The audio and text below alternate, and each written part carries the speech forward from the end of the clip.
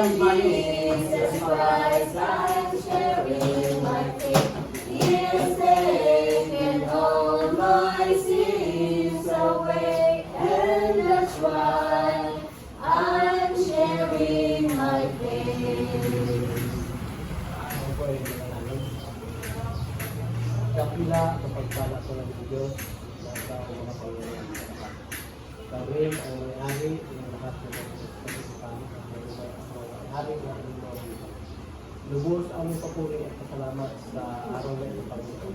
Sa inyong kabutihan, pagliligtas ng inyong buhay sa buhay. Narito kami sa oras na ito, Panginoon, sa isang okasyon na pagtatalaga ng ang pagkabuhayan at kasama na dito, Panginoon, ang kaarawan ng pagtayo ng anak panghanap buhay na ito na gagawin, Panginoon. Narito po kami, samahan ang okasyon na ito at binadalangin namin una Panginoon. Romer, pagpalain ang kanyang sambahayan. Pagpalain ang kanyang mga nagbuhay pang-pagpapit sa lahat ng sinasat sa nagbuhay sa araw-araw sa kanyang kaarawan. Patuloy, Panginoon, na inyong tugtungan, patuloy na kaingatan ang kanyang buhay at sa kaarawan niya ito, Panginoon, ay silang magpapasalamat, ibinalik at papulog sa inyo.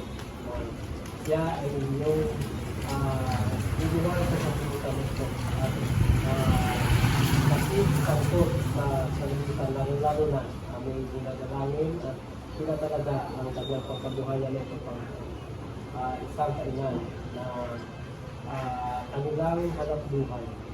Nawa ang hanap buhay na ito ay lalago sa kanilang pamamahala, Panginoon.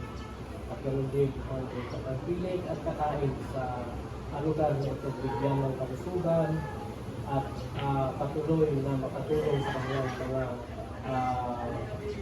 kalusugan ang kanilang pagkain sa lugar na ito, Panginoon. At aming nilalapit na inyong pagpalain ito, Panginoon. Hindi lang ang kanilang tilayo na ito na negosyo sa ibang lugar ng pagkain. Patuloy na kainapan at palaguin sa pamagitan ng kanilang pagkakatawa. Higit sa lahat, ang pagtatapat, Panginoon, ay ibalik nila sa inyo, Panginoon, upang patuloy na lalagay sa kanilang mga pangkatunayan. At binabalik namin sa inyo, Panginoon, na ang lahat ng mga bagay ay nasa sa inyo at ang pagtatapat ay binabalik sa inyo, Panginoon.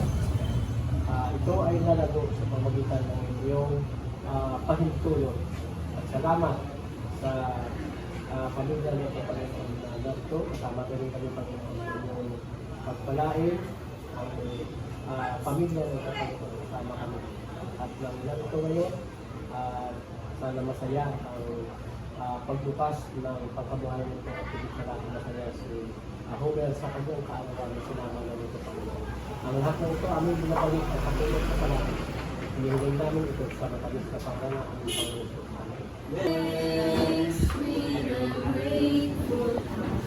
Give thanks to the Holy Christmas night.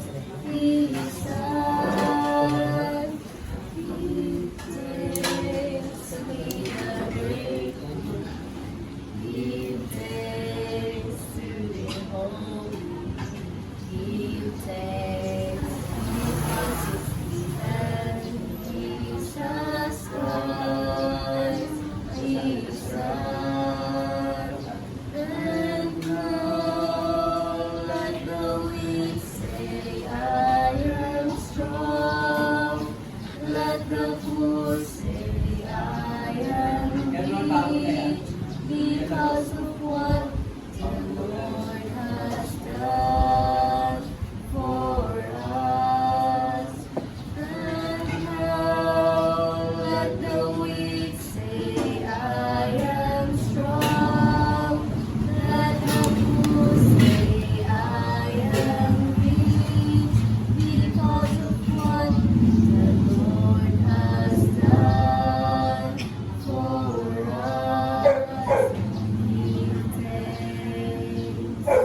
na sa pamilya ni Omer.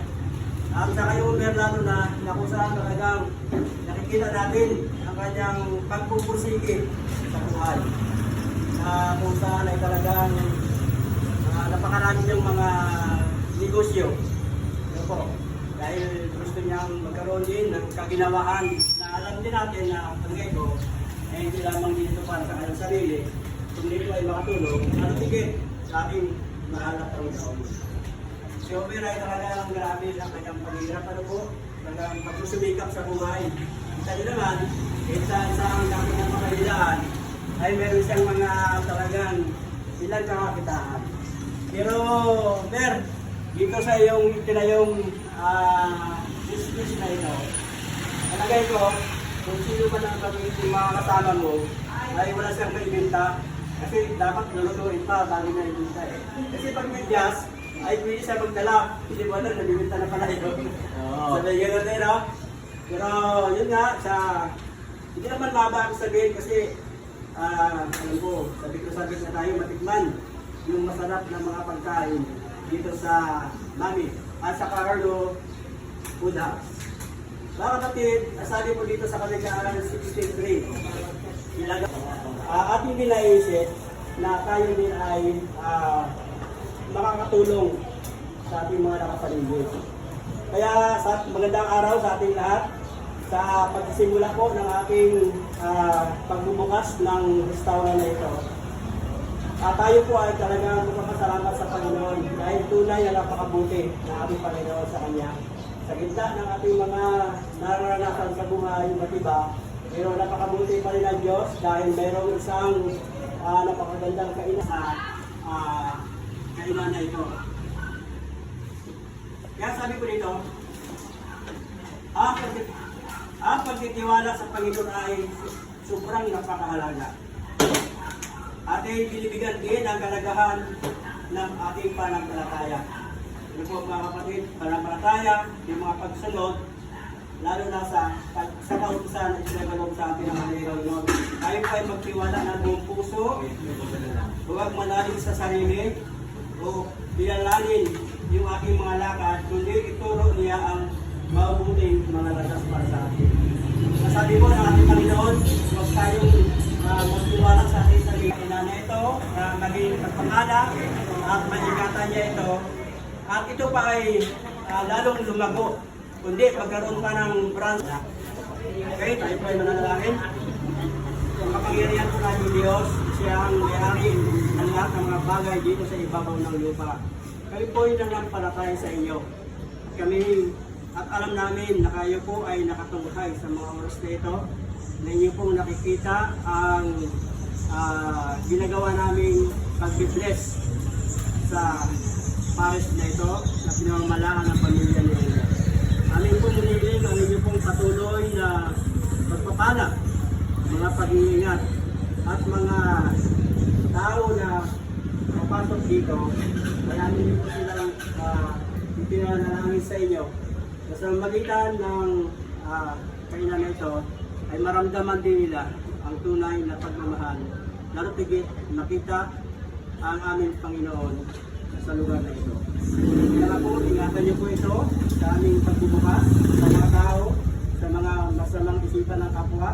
Kaya din po, ingatan ang kabuuan ng kainan, ang kabuuan ng pinaglulutuan, gayon din po yung taas na kanilang pinagpapahingahan, yung CR, Panginoon, dahil hindi namin alam ang aming buhay, may mga pangyayari na hindi nasahan. Pero kaya nga po ngayon, aming itatagubilin, napakaingatan nyo at patuloy pagpapalain at umaasa kami ang inyo pong basbas sa kainan na ito ay mamamalagi, magpakailanman at umusbong kung maaari sa buong Occidental Mindoro.